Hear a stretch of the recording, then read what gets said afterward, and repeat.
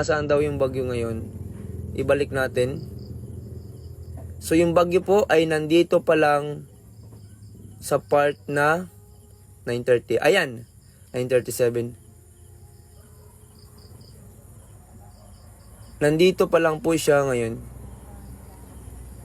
As of 9, pagpatak po ng alas 9:50 ng gabi ngayon, nandiyan pa lang po yung bagyo sa part na yan. Kumbaga, hindi pa po siya naglalandfall. Ano po? Malayo pa po siya sa kalupaan, pero nararamdaman na po ng ating bansa. Ano po? So, ang ibig ko pong sabihin, kaya po ako nag-update at nagla-live tungkol dito sa ating panahon.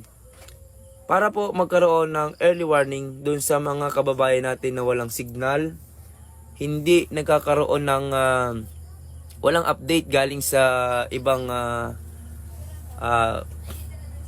ayun po, Cavite,